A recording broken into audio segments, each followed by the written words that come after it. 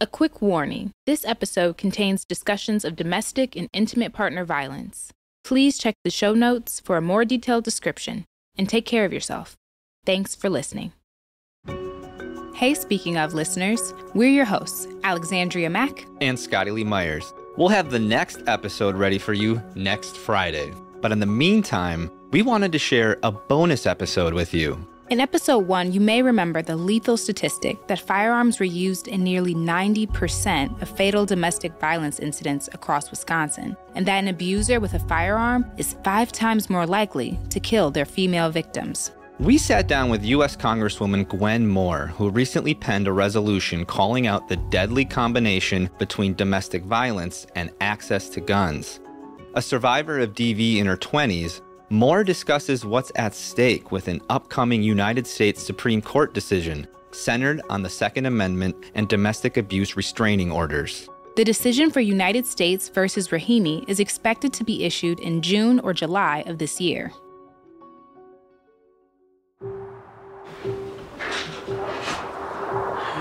Good morning. Good morning. Good morning. Good morning. Hi. Hanging out today. How you feeling? Hanging out.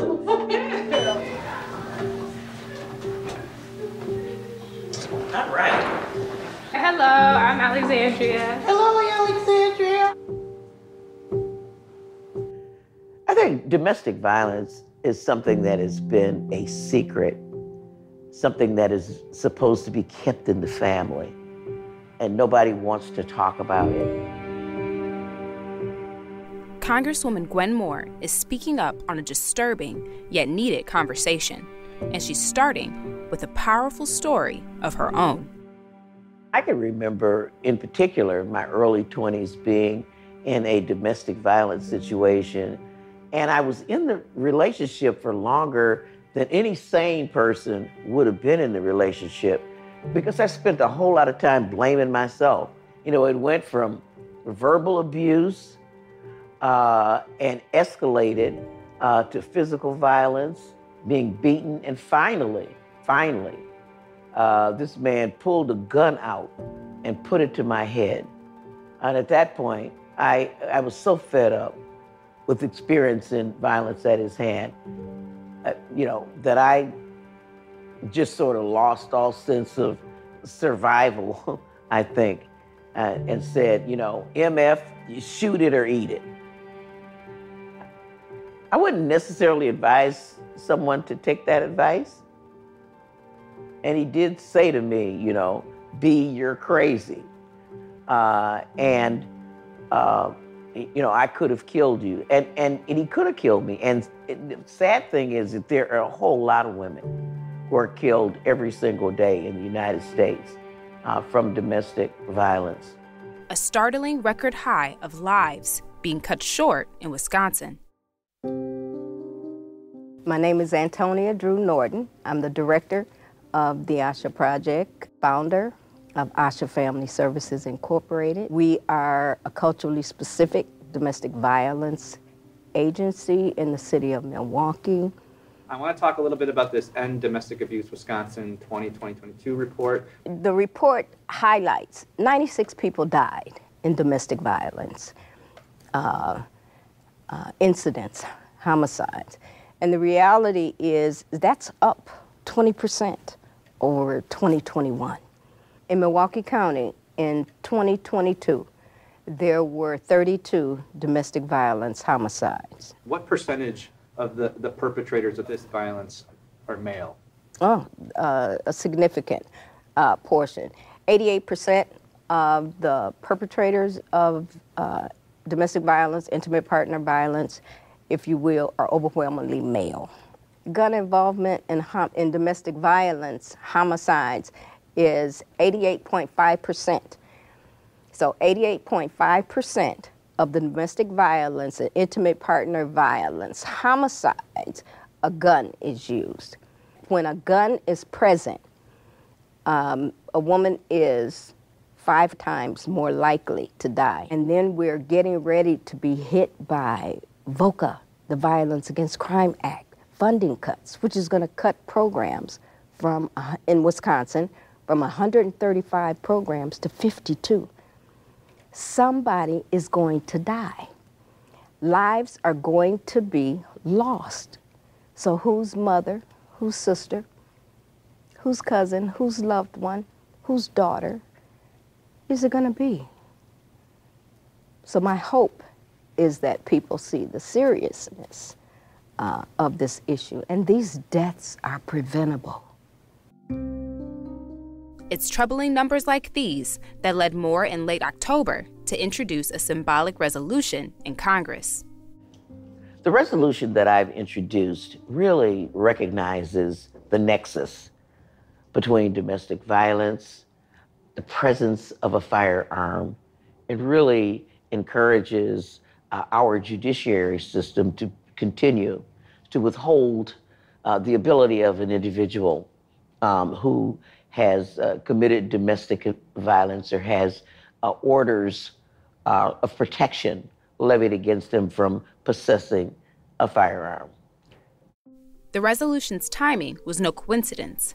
In early November, the U.S. Supreme Court heard the case of United States versus Rahimi, which will rule if it's legal to take away the guns of people who are under a domestic violence protective order. We'll hear argument this morning in Case 22-915, United States versus Rahimi. General Proliger. Mr. Chief Justice, and may it please the Court, guns and domestic abuse are a deadly combination. Rahimi is going to be the next big Second Amendment decision that the Supreme Court issues. So in this particular case, the parties are the United States and a man named Zaki Rahimi.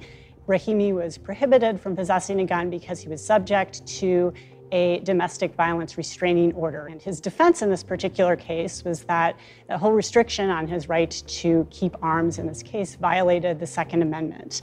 And on the other end of the spectrum, the government interest in defending this statute, I think was articulated very well by General Proliger, her opening at oral argument, where she said, pretty much that the combination of domestic violence and guns is a deadly one. As this court has said, all too often, the only difference between a battered woman and a dead woman is the presence of a gun. And then, of course, on the other side, there's the Second Amendment, right to keep arms for self-defense from the government or just personal self-defense as well. So there's a concern with unnecessarily stripping that kind of fundamental right from citizens of the United States. Traditionally, in the United States, rights are not absolute. So just as the First Amendment doesn't allow you to yell fire in a crowded theater, the right to keep and bear arms under the Second Amendment also is not absolute. And in this case, it would seem the government has a compelling interest in restricting gun possession for people that are subject to these domestic violence restraining orders. I think it is going to be difficult for Mr. Rahimi to prevail after the oral argument. I think there'll be consensus on a ruling in favor of the government, but I think the justices will have pretty different reasons for doing so. With so much on the line, survivors like Moore still sharing hope for a life without violence. My message for hope for women who are experiencing domestic violence is to remember that you are loved, and that you don't have to rely on this particular relationship to be loved. That there are people, we're out here, we love you, and we're willing to make the interventions that will help you find safe shelter, to be able to maintain your employment, to be able to make sure that you escape in a safe way. Just know that there are resources out there, people working 24 hours, 7 days a week to make sure that you're safe. If you or someone you know is going through a crisis or need help, call the National Domestic Violence Hotline at 800-799-7233. Resources specific to Milwaukee can be found in our show notes. The Missing Piece is hosted and produced by Alexandria Mack and Scotty Lee Myers.